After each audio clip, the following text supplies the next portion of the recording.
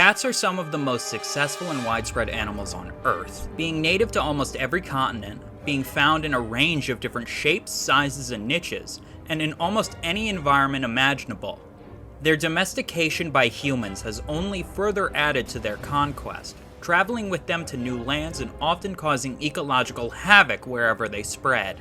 This success can be attributed to several evolutionary adaptations throughout the Cenozoic that have allowed them to spread and thrive. In order to unravel this complicated tapestry that is the Felid family tree and explain all 41 species of living cats, we'll have to start from the beginning. Cats are found in the mammalian order of Carnivora, a group that contains most large mammalian land predators. The evolutionary origins of carnivorans as we currently understand it is a little convoluted, with these mammals falling under the clade Carnivoromorpha, a group that was, at the time, made up of mostly tree-climbing carnivores that evolved around 66 million years ago, right after the extinction of the non-avian dinosaurs. It is thought that the closest stem carnivorans, quote-unquote, are the members of the family Myosidae, with these small arboreal animals ancestral to everything from least weasels to polar bears. Other than genetic evidence, a common feature of this grouping that sets them apart from other mammals is the presence of carnassial teeth, modified shearing teeth meant to help in consuming flesh. Modern carnivorans can be divided into two distinct suborders: the Caeniformia, containing dogs, bears, seals, and any other carnivorans closer to dogs, and the Feliformia, containing cats, mongooses or mongoose, hyenas, and any other carnivorans closer to cats. The two groupings are thought to have split from one another in the Middle Eocene around 47 million years ago, shortly after the first carnivorans appeared in the fossil record only 4 million years prior. Early feliforms generally kept the arboreal lifestyle of their carnivoromorph ancestors compared to the more mobile terrestrial caeniforms. Feliforms also generally exhibit a more carnivorous diet, as opposed to caeniforms, which are much more omnivorous. Along with these burgeoning lifestyle changes, they can also be morphologically differentiated from caeniforms by having shorter snouts, fewer teeth, more specialized carnassials, and the presence of an auditory bullae, bony capsules enclosing the middle and inner ear. Feliformia can be divided into 7 extant families, with cats falling under the family Felidae. Their closest living relatives are the members of the family Prianodontidae, the Asiatic lynxes, with both groups falling under the superfamily Feloidea. The earliest known true felid was the late Oligocene, early Miocene genus Proilurus, that appeared in the fossil record 30 million years ago in what is now France and Mongolia. Rather than looking more similar to the cats of today, Proilurus had proportions more similar to the lynxes of Prianodontidae, both having long, slender bodies with tails that are proportionally much longer compared to those of later cats, also most likely sharing an arboreal lifestyle. It is important to note that many cat-like animals existed before and at the same time as Proilurus, chief among them being members of the family Nimravidae. While not quote-unquote true cats of the family Felidae, they are somewhat related to felids and share an extremely similar morphology at first glance. The Nimravids are either basal feliforms or a sister group to both feliforms and caeniforms that would have broken off during the Middle Eocene around 40 million years ago. Along with similar morphology, they are thought to fill similar niches, being short-burst ambush predators. While once considered a sister family to Felidae, the members of Barborophylidae are now considered by a growing number of scientists to actually be Nimravids, and will be treated as such in this video, only being mentioned as these developments are quite fresh, and people might complain in the comments about where their precious Barborophilids are. This category of animals that look like things but aren't those things exists exclusively to confuse and befuddle you, remember that. But the world was changing. The climate was cooling, and grasslands were quickly replacing the forests that once stretched from pole to pole during the earlier Cenozoic. While Nimravids once flourished across most of the world, they began to disappear by the beginning of the Miocene around 26 million years ago. This, in North America specifically, creates a period in the fossil record known as the Cat Gap, where very few fossils of any feliforms can be found from approximately 25 to 18.5 million years ago. The causes of this gap are disputed, but may include changes in the climate, changes in habitat as a result of changes in the climate, and increasing hypercarnivorous behavior in feliforms like the nimravids, which would make them more susceptible to a changing world, among others. Regardless of cause, the cat gap came to an end after the Pseudoloris grade felids entered North America 18.5 million years ago, after having evolved about 1.5 million years prior in the Old World. Pseudoloris and its relatives are actually a rather complicated bunch to dissect taxonomically, as they were originally assigned to a single genus, that being Pseudoloris. It is generally agreed upon that these cats are descended from Proilurus, but the amount of time between the two genera implies that other genera existed between them, we just don't have their fossils yet. Since then, many authorities have split all fossils attributed to this grade into 3 genera that are the most important to this evolutionary tale, those being Pseudolurus, Styriophilus, and Hyperolorictus. Pronouncing these genre names is killing me, but I'm trying. Pseudolurus was found throughout Eurasia, while Styriophilus lived mostly in Europe, but Hyperolorictus is thought to be the first felids found in North America, after they crossed the Bering Land Bridge. These cats, which could grow as large as a cougar, rapidly spread and diversified into many different branches of cats. They are thought to be ancestral to all living groups of felid, as well as several extinct groups like the Machairodontinae, which descended from Pseudolurus. This line of cats is where powerful saber-toothed hunters like Smilodon and Homotherium can be found, but they honestly deserve their own video, so I won't gush over them right now. It is bizarre that this would be the second, perhaps third if you're a Barborophelid believer, time saber-teethed appeared within Feliformia, but I digress.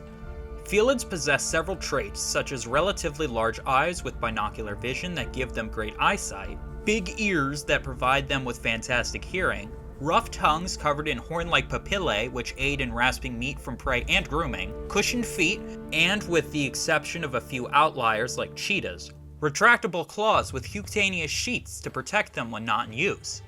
All these factors, plus many more, combine to help cats become extremely efficient predators, often outcompeting other carnivores that inhabited the same niches in the new areas they colonized. All the cats alive today can be found within 2 subfamilies, the Pantherinae and the Feline, both descending from Styriophilus. Pantherinae consist of 2 sister genera, Neophilus and Panthera. These 2 genera split off from each other around 6.4 million years ago. While it was once thought that the genus Neophilus was monotypic, only containing 1 species, mitochondrial DNA evidence shows that there are 2 species found within the genus, the continental clouded leopard and the Sunda clouded leopard. These medium-sized cats are some of the most arboreal felines, inhabiting the forests of South and Southeast Asia. They feed on both arboreal and terrestrial animals like primates, rodents, small deer, and game birds.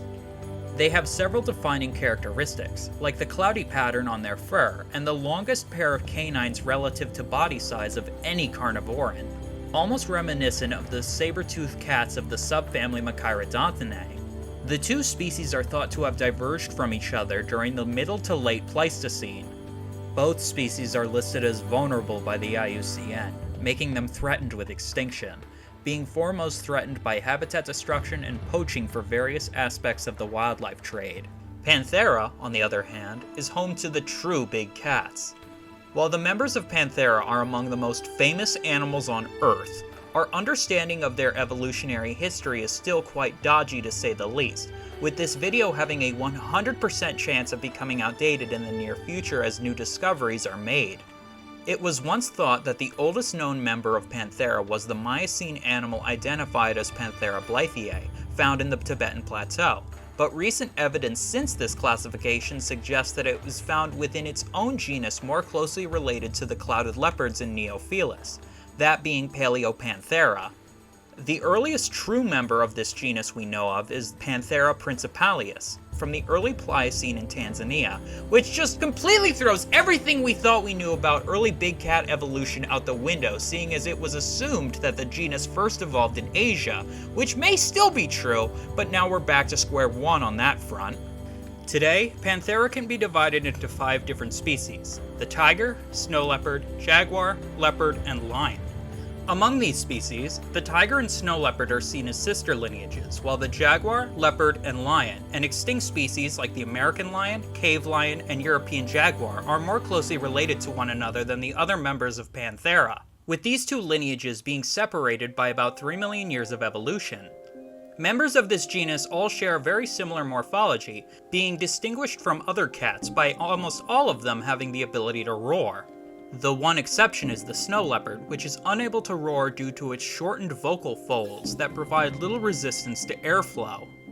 Even though these cats are quite similar in general body plan, the lifestyle of Pantherine cats can differ immensely.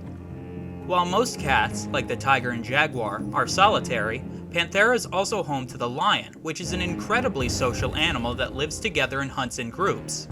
Tigers are the most brolic big cats on the planet, weighing up to 300 kilograms or 660 pounds. Not all tigers are this large, however, with size varying wildly between the two subspecies, those being the continental tiger, which are larger, and the Sunda Island tiger, which are much smaller due to a process known as insular dwarfism. While there used to be at least 9 recognized subspecies of tiger, they and many other animals, especially carnivorans, have undergone somewhat of a subspecies cull, as we are better able to understand them using genetic analysis rather than going off of morphology and vibes. Tigers are mostly found in South and Southeast Asia, along with small pockets found in Far East Asia and China and Russia. They can inhabit any environment as long as it has enough food to support them, being found in grasslands, forests, jungles, swamps, taiga, and even mangroves. They mostly feed on medium to large ungulates like deer, bovids, and wild boars, but will opportunistically feed on anything they can catch. Unfortunately, tigers are listed as endangered by the IUCN, being threatened by poaching, habitat destruction, and human-wildlife conflict.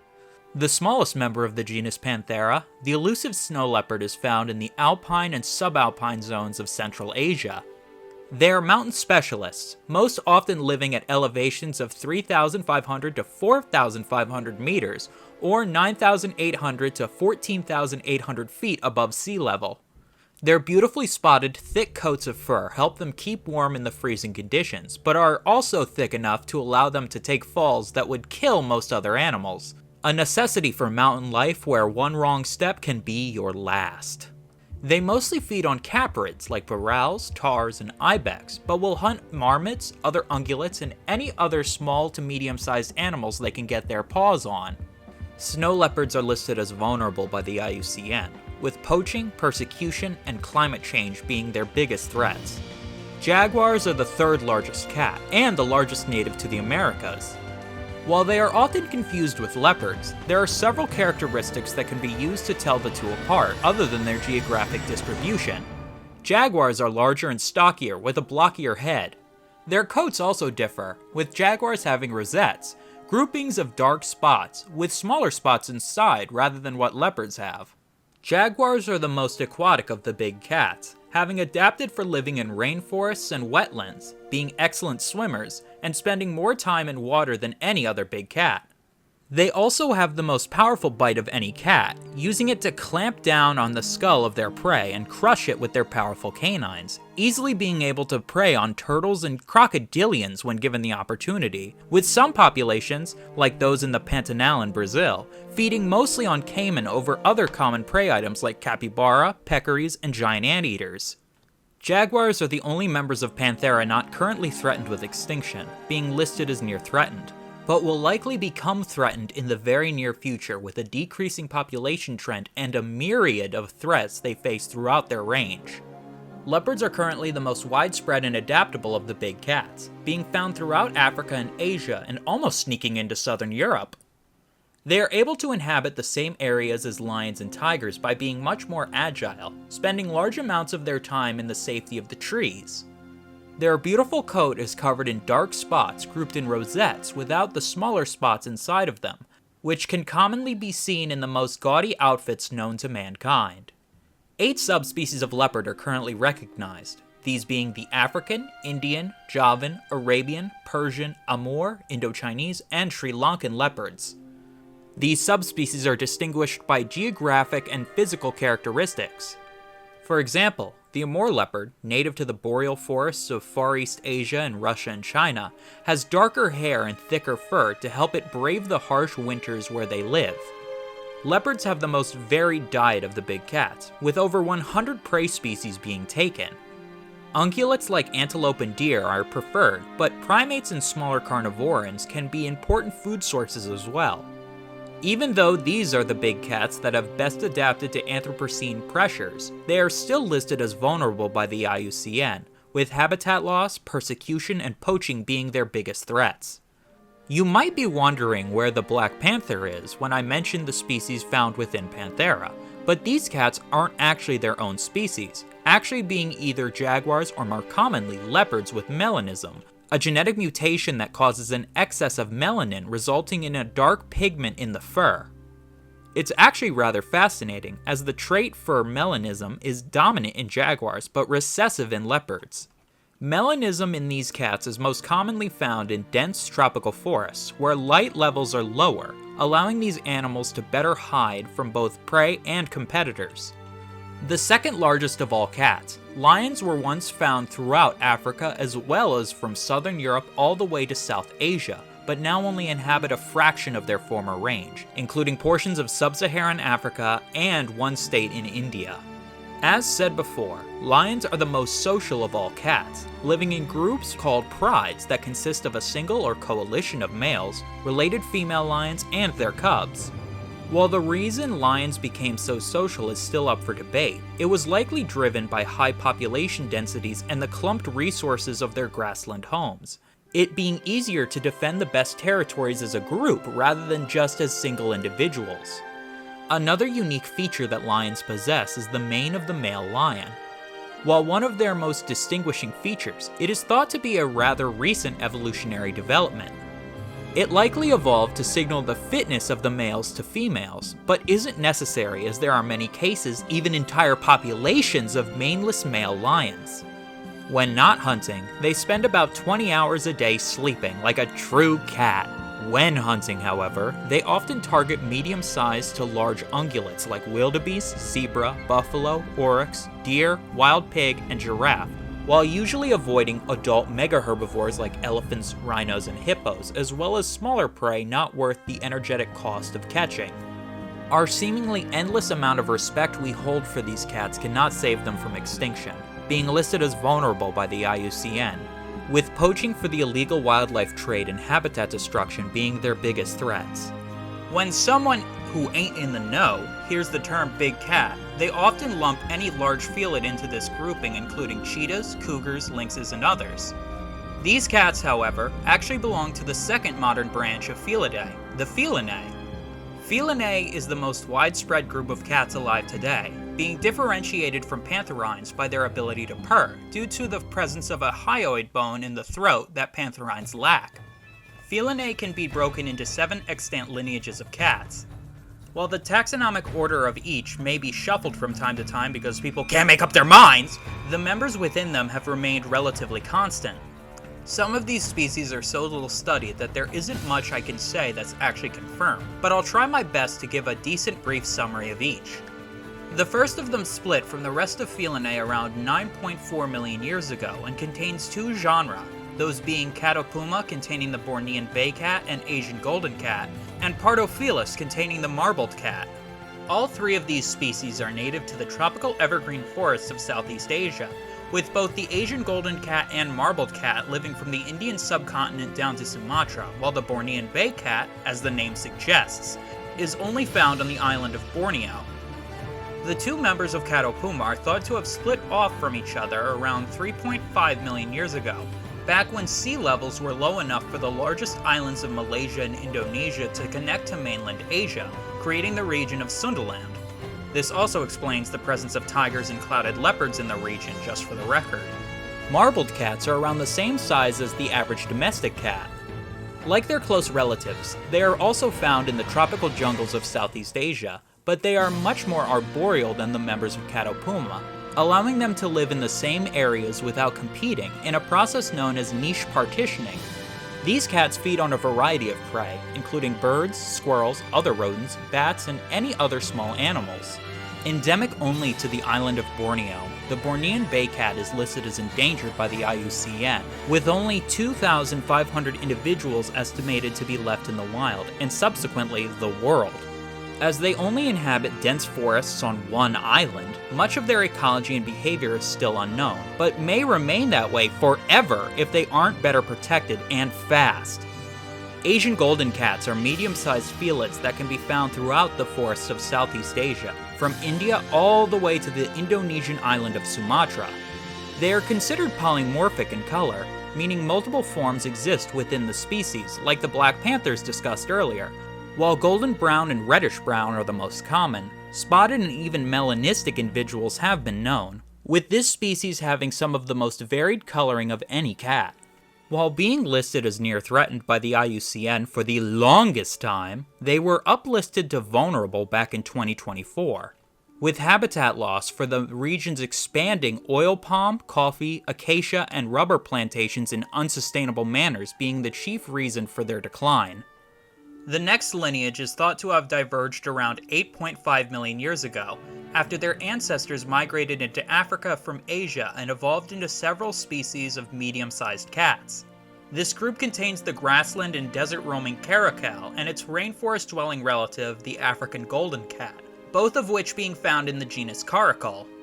Even though they evolved in Africa, Caracals were actually able to migrate back into Asia and can now be found from Turkey to western India. This lineage also contains the genus Leptilurus, which contains the serval, this group splitting from the rest of the lineage around 5.6 million years ago. The cats of this lineage are known for their extraordinary jumping ability, with both caracals and servals being able to leap up to 3 meters or 10 feet up into the air in order to catch birds out of the sky. While often confused for a lynx, with common names such as the desert lynx or Persian lynx, Caracals are members of their own branch, with any similarities being the result of convergent evolution. This confusion often stems from the tufts of hair on the ends of their ears, which they share with lynxes. While it is still unclear what exactly these are used for, it is theorized that they could be to help keep flies out of their face, to help camouflage the cats as they stalk their prey in the tall grasses they call home, or as a way to communicate with each other through flicking and bobbing their heads from side to side. Their diet is mostly composed of small mammals and birds like guinea fowl, grasebok, deer, rats, hyraxes, and hares, but they'll also hunt other mammals, lizards, snakes, and insects when need be. One of the most enigmatic and hard to study members of the cat family, African golden cats are poorly understood. They also aren't related to the Asian golden cats, with any similarities being the result of convergent evolution, because evolution likes to confuse people. They inhabit a much smaller range than their caracal cousins, being found in the thick rainforests of Central Africa, making them extremely hard to study. They feed on hyraxes, rodents, birds, monkeys, deer, and other small animals, often hunting during the dusk and night. This lack of knowledge surrounding them, along with habitat destruction and poaching for bushmeat, has caused them to be listed as vulnerable by the IUCN.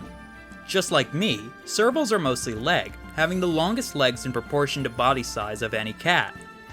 They use these puppies to traverse the tall grasses of their savanna homes in sub-Saharan Africa and pounce on prey, which includes fly rats, shrews, small birds, hares, frogs, insects, and reptiles.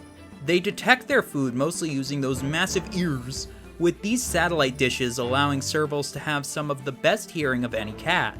They can also be crossed with domestic cats to create the savanna cat, but are also popular as pets themselves. But I am, and will always be, against the ownership of exotic animals when we have the domestic kind right there! The third lineage is home to numerous cat species native to the New World, which is thought to have diverged from the rest of Feline around 8 million years ago. They initially evolved in North America, but quickly spread into South America shortly after the Isthmus of Panama emerged around 3 million years ago, during the beginning of the Great American Interchange. All members of this lineage are listed under the genus Leopardus, where 8 extant species can be found, these being the Andean mountain cat, ocelot, margay, pampas cat, oncilla, southern tiger cat, Jeffroy's cat, and the codcod. This lineage can be found in every single biome that Central and South America have to offer, from the depths of the Amazon basin to the tips of the Andes Mountains. The most basal extant member of this lineage is, ironically, among the most specialized, that being the Andean mountain cat. This cat is found in the alpine regions of the Andes mountain range that stretches the western coast of South America. These cats have a much thicker coat of fur compared to the other members of this genus, allowing them to live at much higher elevations where temperatures are much lower. Their diet is almost entirely based on the southern vizcacha, small rodents that also call the Andes home.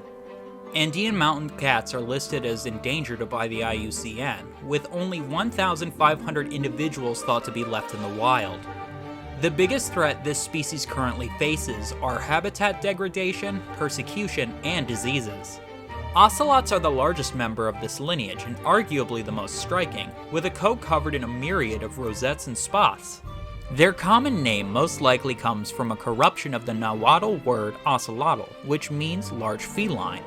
These cats also have the largest range of their lineage, being found from the southwest United States and northern Mexico, all the way down to southern Brazil and northern Argentina.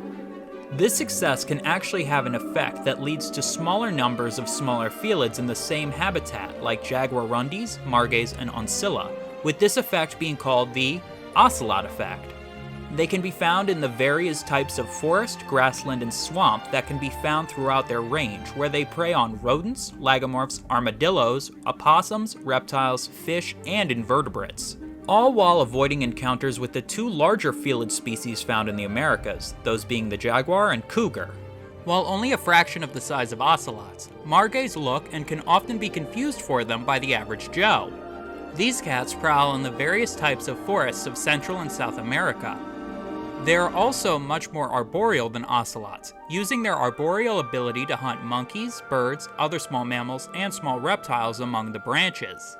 One of their most notable features is their massive peepers, but that is a trait common among many small cats. As mostly nocturnal animals, cats, and many other vertebrates for that matter, possess a reflective layer behind the retina called the tapetum lucidum, which can help increase the amount of light absorbed by the photoreceptors, helping them enhance their vision in low light conditions. The pampas cat, while similar to the Andean mountain cat with their thick coat of fur, are more common and can be found in a wider variety of habitats. While being named after the pampas, a grassland ecoregion in southeastern South America, they can be found in various grasslands, shrubland, and dry forests at elevations of up to 5,000 meters or 16,000 feet. They hunt a wide variety of rodents, other small mammals, and birds. While similar in appearance to the margay, the oncilla is primarily a terrestrial animal, though they are adept climbers if need be. They feed on rodents, lizards, birds, eggs, invertebrates, and even tree frogs if given the chance. They're mostly found in South America, though a small disjunct population does persist in Costa Rica and Panama. They can also exhibit melanism, but only in the more heavily forested parts of their range. They are listed as vulnerable by the IUCN, with habitat destruction and poaching being the main reasons for their decline. While once considered just another population of oncilla, in 2013 it was discovered through molecular analysis that the southern tiger cat was its own species, as these two populations didn't interbreed with one another. While the two are very similar in terms of physical characteristics, other than the southern tiger cat having a slightly darker coat, the difference lies in different geographic distributions. Southern tiger cats inhabit southeastern Brazil, northeastern Paraguay, and a tiny little portion of northeastern Argentina, rather than the more northernly distributions of their close relatives. They are listed as vulnerable by the IUCN, with their biggest threats today being habitat loss, hunting, roadkill, and disease. There also might be a third species in this saga, the clouded tiger cat, or Leopardus pardinoides, which is found in Central and Northern South America, with any animals once identified as oncilla in the region now being considered clouded tiger cats. While I didn't want to omit them, they still aren't widely accepted by the scientific community or the IUCN, only being described back in 2024. The Jeffroy's cat is native to the southern parts of South America. Both its scientific and common name honor French naturalist Antoine Geoffroy Saint-Hilaire, who died the same year the species was discovered, even though he had nothing to do with said discovery. These cats are found mostly in grasslands and mountainous areas, being found at elevations of up to 3,500 meters or 12,500 feet in the Andes Mountains. They are around the same size as the average domesticated cat and also exhibit a melanistic form, although being rare. They feed on rodents, birds, reptiles, amphibians, fish, and invertebrates, basically whatever they can get their paws on. The codcod is the smallest member of this lineage and the smallest cat native to the Americas, weighing in at a maximum of 2.9 kilograms or 6.5 pounds. They live in the temperate rainforests of southwestern South America, particularly the Valdivian and Araucara forests of Chile. They mostly prey on birds, lizards, and rodents, and you'll never guess what some individuals exhibit. It's a melanistic form. They are extremely rare, hard to study, and listed as vulnerable by the IUCN, with habitat destruction via logging being the foremost threat they currently face. Our fourth lineage is a group of cats found under the genus Lynx, which first split off 7.2 million years ago. It is thought that all living species descend from a species that lived in Europe during the Pliocene, before dispersing throughout Eurasia and eventually into North America over the Bering Land Bridge around 2.5 million years ago. There are 4 living species of lynx, including the Eurasian lynx, Iberian lynx, Canada lynx, and the bobcat, which is also a lynx. Lynxes thrive throughout the northern hemisphere in a variety of habitats, from Mexico and the southern United States, throughout Asia all the way to Europe and the Iberian Peninsula. Bobcats are the smallest and most basal species of lynx, but inhabit the most varied range of habitats as they range from southern Canada all the way down to central Mexico. While they are found the most in temperate forests, boreal woodlands, and mountainous terrain, they can also be found in scrubland, wetlands, and even semi-deserts. Unlike some other members of their genus that we'll get to, their diet consists of a variety of different animals, including different lagomorphs, rodents, birds, other small carnivorans, reptiles, and even smaller ungulates like deer fawns. The Eurasian lynx is the largest and most wide-ranging of any of the living lynx species, roaming temperate forests, boreal forests, and alpine regions from Germany and Western Europe all the way to eastern Siberia. They mostly feed on smaller animals like various lagomorphs, large rodents, small deer like the 2 species of roe deer, and other smaller mesopredators like foxes, but can hunt larger animals like red deer, chamois, and wild boars if they are so inclined. While generally not preyed upon by other animals, they do face competition from gray wolves and wolverines, the latter of which, being facultative predators that can switch lifestyles between predator and scavenger depending on current circumstance, can come to rely on lynx kills for food where they coexist, even forcing the cats off their catch. While once one of the most threatened felids, the Iberian lynx is living proof that conservation works if given time.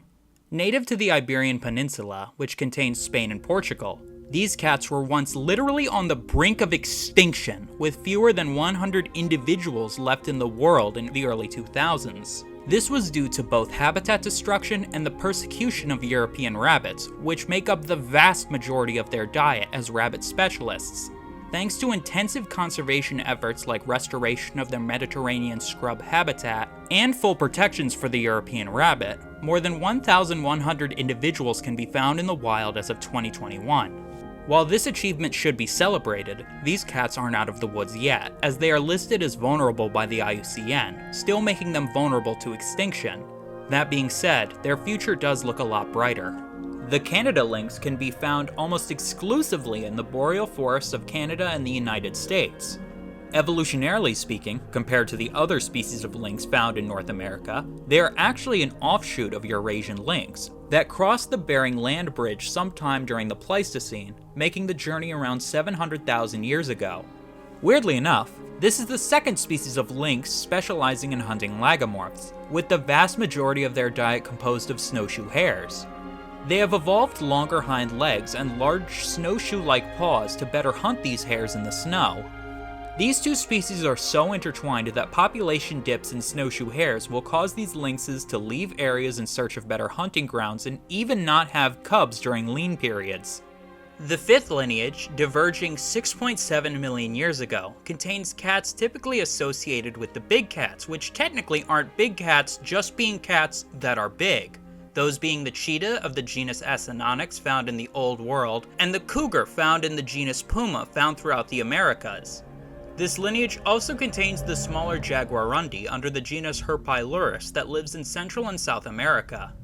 While this lineage is thought to have originated in North America, many animals were able to migrate back into the Old World via the Bering Land Bridge, eventually giving rise to the cheetahs of the genus Acinonyx we know today and their extinct relatives. Although, this genus is exclusive to the Old World, with New World forms like Myrcinonyx, commonly known as the American cheetah, being more closely related to the cougar, any similarities being a result of convergent evolution. The cheetah is the fastest land animal in the world, with a recorded top speed of up to 114 kilometers per hour or 70 miles per hour. The vast majority of living cheetahs are found in Africa, but they once could be found in Asia as well, all the way to India. The only reminder of this is a small remnant population that can be found in Iran, with less than 40 individuals left alive today. A cheetah's diet is mostly comprised of medium-sized ungulates that they share the open spaces they call home with, most commonly taking antelope like gazelles, impala, and deer, but they will also prey on lagomorphs and caprids. While female cheetahs are mostly solitary, male cheetahs are probably the second most social cats, with related males forming groups known as coalitions that allow them to more easily protect territories from rivals and to hunt larger prey. It is very important to note that the only reasons cheetahs are threatened with extinction today, being listed as vulnerable by the IUCN, is due to humans, with the theory of them being naturally outcompeted you commonly see online being complete bupkis and a complete show of the lack of knowledge about these incredible animals. I made a video about them if you want to learn more. Native to Central and South America, the Jaguarundi is an oddity to say the least. They can be found in habitats with dense cover, ranging from tropical forests to semi-desert and scrubland. These cats are cauthermal, being active during the day and night depending on the individual circumstances of each population. With a long body, short legs, slender tail, flattened head, and rounded ears, these cats are often compared to members of the mustelid family, like otters on the other side of carnivora. They feed on a wide variety of small prey, including ground-feeding birds, reptiles, frogs, arthropods, rodents, and other small mammals. Their fur can range anywhere from a dark gray to a striking reddish-brown in color. While being able to climb trees, they are normally terrestrial hunters and pretty adept swimmers. Cougars have the largest range of any cat native to the Americas, spanning from Canada and Alaska all the way down to the southernmost points of Chile and Argentina. They have been able to spread this much as they can inhabit a wide variety of habitats, including temperate forests, grasslands, mountains, tropical forests, deserts, taiga, and swamps. Compared to their relatives in this lineage, cougars are stocky and robust, built more for power, being capable of taking down animals much larger than themselves. They also possess the longest hind legs of any cat, being able to leap up to 5.5 meters or 18 feet straight into the air. While they can hunt larger prey, they will feed on whatever the most common prey species around is, further adding to their ability to live in almost any habitat they enter. The menu most commonly includes large mammals like deer, caprids, suids, and camelids, but they will also hunt rodents, lagomorphs, raccoons, rheas, turkeys, and even penguins where they are sympatric. Basically whatever's going. While they are apex predators, cougars often have to play second fiddle to other larger predators in many of the ecosystems they find themselves in, often to brown bears and packs of gray wolves to the north, or to jaguars in the south, often avoiding these predators and even yielding kills to them when accosted. They normally are nocturnal and solitary, though some populations are much more social and diurnal than others. The sixth lineage, diverging 6.2 million years ago, contains some of the smallest of all cat species. Most of these little fellas are listed under the genus Prionolurus, containing the flat-headed cat, fishing cat, continental leopard cat, Sunda leopard cat, and the rusty spotted cat, the smallest extant species of cat. This genus actually has another member as well, with a fossil description in 2024 uncovering Prionolurus curteni from the Middle Pleistocene of China. Not that this was an ancestor of the species alive today or anything, it was just a cool factoid I learned while researching. These cats range throughout the tropical and temperate forests of Asia. The branch also contains the Pallas's cat, or manule, under the genus Autocolobus. Speaking of which, Pallas's cats are found throughout the plateaus and steppes of Central Asia, basically the opposite of where its close relatives inhabit. It is well adapted to these chilly places, having the thickest fur of any cat species and a bushy tail to provide insulation from the biting cold.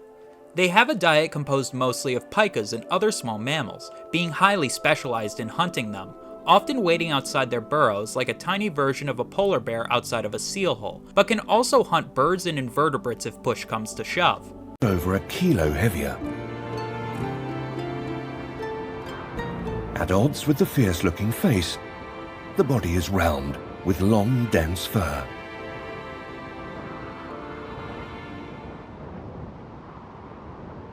The team then releases the cat.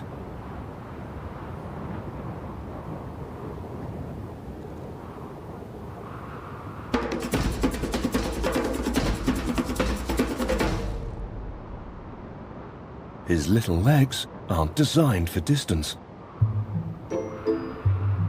After a short, high-speed dash, he stops to survey his surroundings.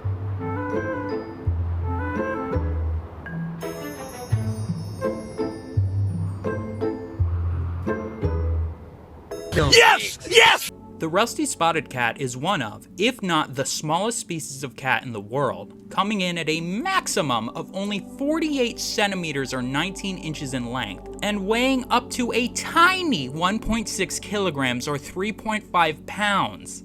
This makes them about half the size of a domestic cat. They are native to the Indian subcontinent, being found most commonly in dense vegetation and rocky areas like deciduous forests and scrubland, with plenty of places to hide from both prey and predators. They prey on a range of small animals like rodents and birds on the ground, not being arboreal by any stretch of the word. The awesomely named flat-headed cat primarily inhabits freshwater habitats with thick vegetation, like wetlands and swamps in Southeast Asia, specifically the Thai Malay Peninsula, Sumatra, and Borneo. Other than that dome that gives it its name, these cats have more rounded ears and eyes that are close together, giving them improved stereoscopic vision. Their diet, like another cat in this lineage, is mostly aquatic animals, with them even being observed washing them off in water like raccoons. Though much of this cat's behavior in the wild is still unknown because of its habitat and how rare they are, they are listed as endangered by the IUCN, with their biggest threats being habitat destruction and the overfishing of their wetland homes. The fishing cat is found in the vicinity of or in the wetland, swamp, lake, river, and mangrove ecosystems of South and Southeast Asia, living in fragmented populations dotted along various waterways. As the name suggests, these cats are excellent swimmers and live mostly on a diet of fish, but will also hunt birds, insects, rodents, and reptiles among others. They are the largest member of this lineage, being around twice the size of a domestic cat, having a stocky build and short legs to better dive after prey. They also possess webbed paws to better help with swimming. Like so many other cats mentioned today, fishing cats are listed as vulnerable by the IUCN, with human development of their wetland habitats being the biggest reason for this. The most widespread and common member of this lineage is the continental leopard cat, which can be found on the, you guessed it, continental mainland of Asia, with its range stretching from southern India and peninsular Malaysia to the far east of Russia and China. These cats live in a range of forest habitats, from tropical to boreal forests. The characteristics that these cats possess can vary depending on where they call home. For instance, the leopard cats living further north exhibit thicker fur than those to the south.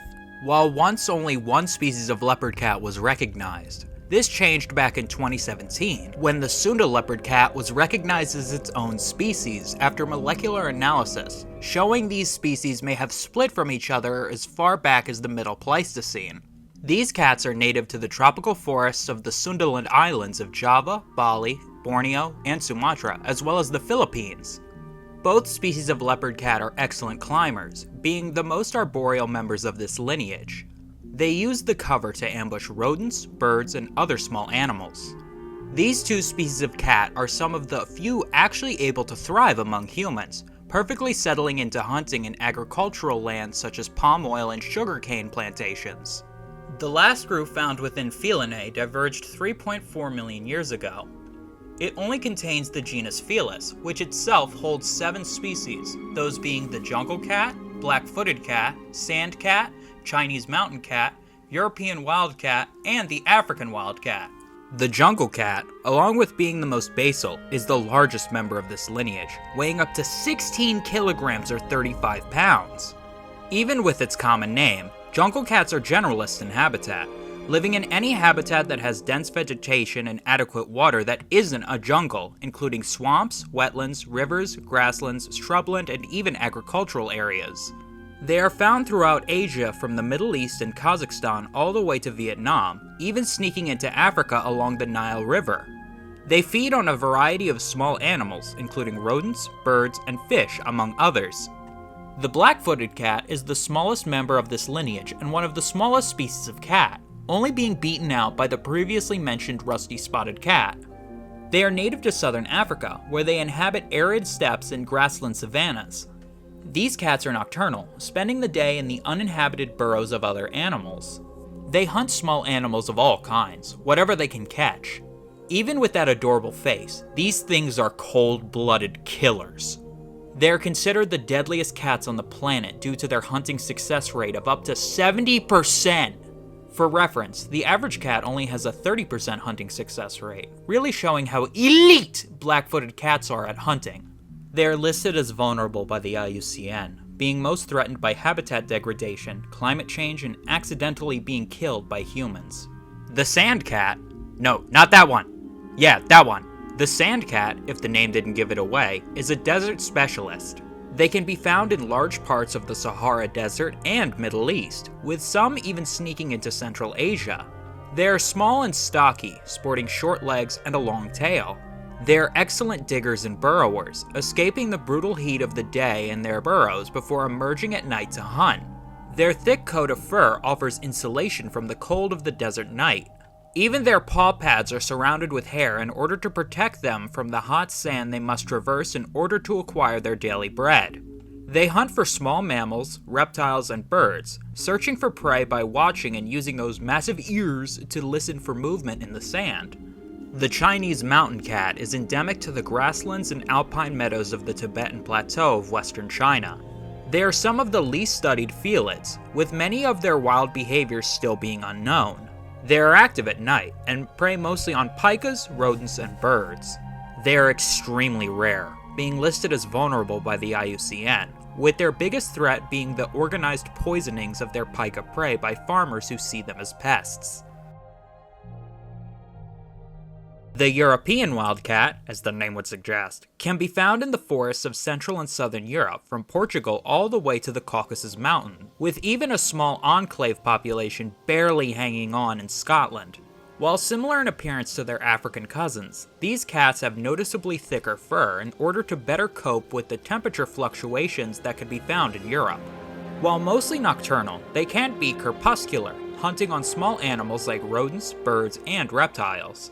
The African wildcat is the most likely ancestor of a certain other kind of cat. They have a massive range, being found from southern Africa through the Middle East all the way to western China. It tolerates a wide variety of habitats, including deserts, grasslands, savannas, shrublands, and even alpine plateaus. Their diet is composed of any small animals unlucky enough to cross their path, normally hunting at night. You might think I miscounted. Where's the 7th species, you might be asking? Well, we must look to the African wildcat in order to find it.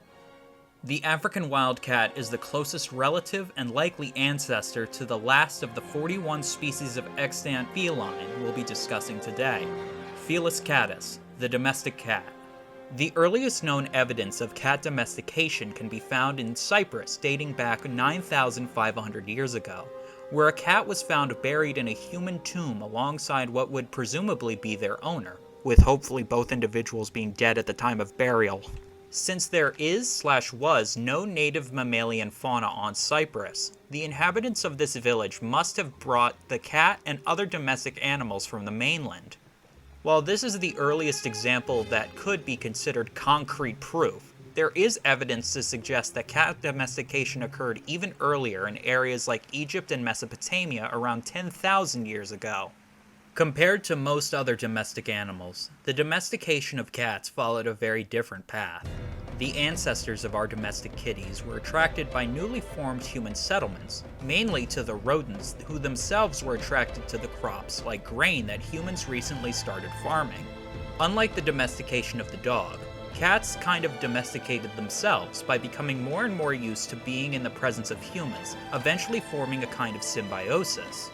With cats growing closer and closer to humans, this eventually led to their domestication. What makes this even more fascinating is the fact that cats have evolved as solitary hunters, compared to dogs which have always been social even as wolves, making this domestication even odder. This self-domestication has led most cats to be very similar to their wild ancestors in a number of ways, especially compared to dogs which have been selectively bred for certain traits more than probably any other animal. Besides outliers like the modern Persian cats that look like they got a frying pan to the face, most cats are very similar to their wild counterparts in both appearance and behavior, allowing them to more easily transition back into a wild existence. Though these aren't actually wild cats like these guys, just domesticated cats that have become feral after disconnecting from their respective human owners and managed domestic environment. It should be noted that domestic cats of all types are much more sociable, both with humans and each other, compared to wild cats. Many feral cats form so-called colonies near food sources or shelter, but it is still unclear how complex the structure of dominance hierarchies are in regards to these kitty crews. Even with these behavioral differences, one thing always remains constant: their innate evolutionary instinct to hunt. While being extremely difficult to count, there are at least 600 million cats on the planet, with upper estimates numbering up to 1 billion cats. Outdoor domestic cats, no matter how cute they are the biggest animal threat to biodiversity on Earth, excluding humans, already contributing to at least 60 bird, mammal, and reptile extinctions around the world that we know of, while killing tens of billions of animals annually. This is especially problematic in areas with no native felids, like islands, where the native fauna has not had to evolve to deal with predators, making them easy pickings. This problem can be exacerbated by the fact that humans don't view these feral cats as a threat compared to feral dogs, while they still retain more of their wild instincts compared to the average dog. On top of that, the tendency for cats to form colonies can create an army of death, with no other invasive predator having such a universally damaging effect. Some have tried to argue that the existence of these colonies helped to control other invasive species like brown rats or feral pigeons, but this logic is faulty at best. These animals have lived and co-evolved with cats in urban environments for centuries, being better able to evade them. This leaves the native species to be picked off. Some studies showed that the majority of mice killed in certain areas were native, with areas near these colonies actually having larger house mouse populations but less birds and native rodents. But the effect of feral colonies go even deeper than that. In ecology, there is a concept known as the landscape of fear. This is the negative impact a predator can have on prey populations due to their presence or scent.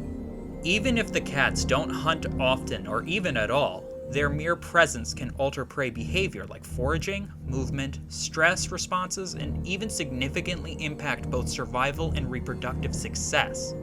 The effect of feral cat predation and the fear effect that it creates is most well documented in birds, with some areas decreasing bird abundances by up to 95%, even with relatively low predation rates. Not even other wildcats are safe from the supposed wrath their domestic cousins have wrought. And not just from spreading disease, which feral cats are also very good at as well.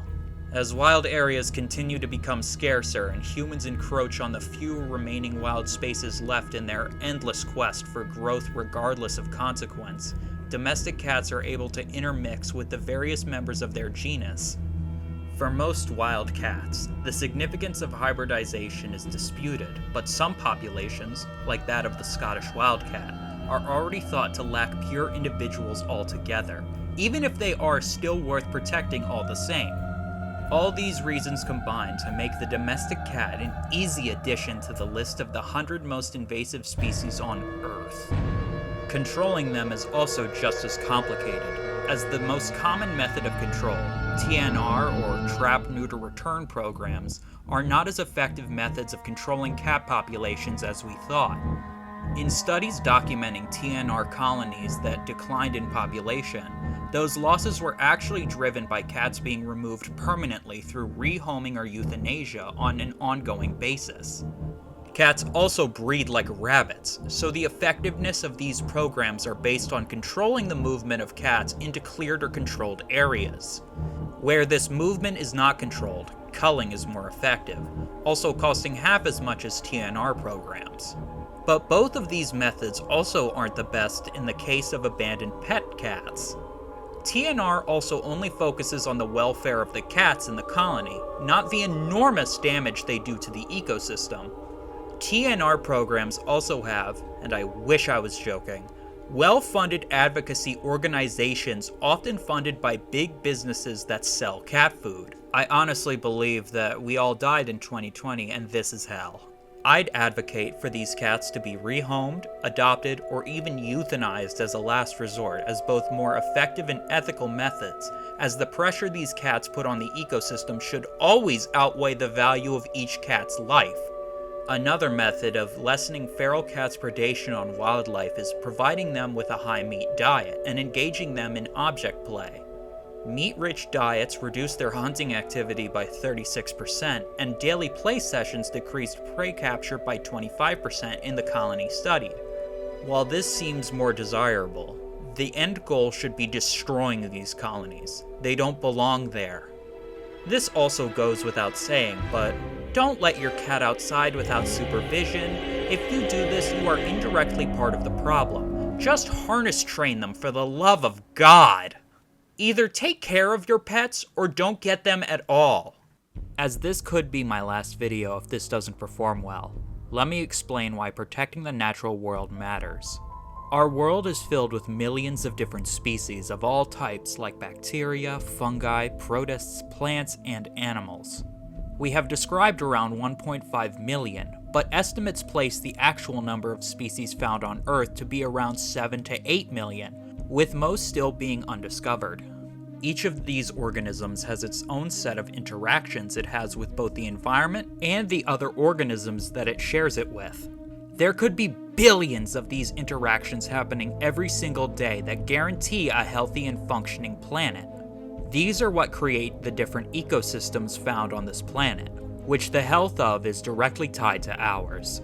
As humans seem to only view things transactionally, nature does a lot of things humans need in order to live on its own if it's healthy, like water and air purification that keeps the most important resources free from pollutants, nutrient cycling that keeps our soil healthy and able to grow crops, waste decomposition that keeps our world clean, pollination that helps our food grow, and even the tangible products we can harvest from the ecosystem like wood and medicinal products, among many, many others. These processes being called ecosystem services. These are priceless services that ecosystems do just by existing. Not specifically for us, as humans aren't the center of the universe as we so commonly think, but a benefit we can reap only if the ecosystems are healthy. We've only begun to understand the sheer complexity of life and what it does for us behind the scenes in the last 150 years. As human impact continues to grow and grow, the health of these systems we rely on begins to diminish as we take everything we can from the natural world in the endless pursuit of profit driven by greed and wealth. Some of these undiscovered species are probably already lost, with scientists never getting to understand what they did or how their set of interactions affected the whole ecosystem. As everything is connected, every extinction is a blow. Think of our biosphere as a brick wall. Taking out one brick might not cause the whole wall to fall down, but enough bricks will. Every single organism has a role to play, inadvertently, as they try to survive. That, in turn, helps keep all of us healthy, even the less attractive ones like bugs and spiders, making them all worth protecting. All these organisms have just as much of a right to exist and thrive as we do, But we don't often consider things like that as we blindly run towards progress regardless of consequence by destroying natural habitats, over-harvesting different species for their resources, polluting our environments more than what ecosystems can filter out, and climactic changes that will only become more intense as we continue to delay meaningful actions to address it to make a quick buck.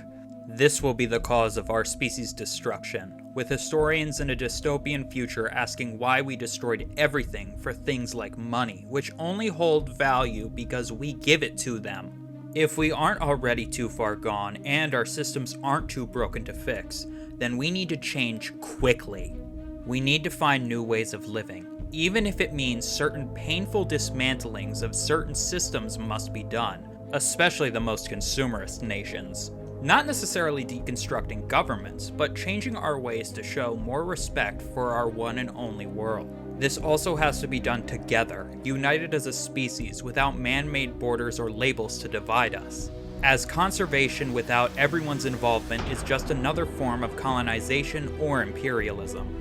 All of this will take a lot of effort and time. There are no easy fixes to these problems, as giant corporations would like you to believe with their carbon offsets or initiatives that either aren't enough or just scams. While humans need nature, nature doesn't need humans. It will continue to exist when we're all long gone, but the role we have to play in this is directly reliant on us swallowing our pride and doing the right thing for the greater good of all, rather than the needs of the selfish few. The systems that have allowed us to become the most successful species ever in a very short amount of time are crumbling before our eyes, and I can't stand to look at it anymore without at least taking a stand. Though this could be my last video, I hope that these words inspire someone to pick up the fight where I left off if this truly is the end. If not, then why not take up the fight with me, and we can try and change everything. I would like to thank each and every one of you for watching. I hope you enjoyed and learned something new. I'm going to keep this short and sweet, but this video was hell to make, but it was very fun and worth it. So subscribe, like, and I'll keep making videos. If not, then I'll see you on the other side. Y'all have a good day. Peace.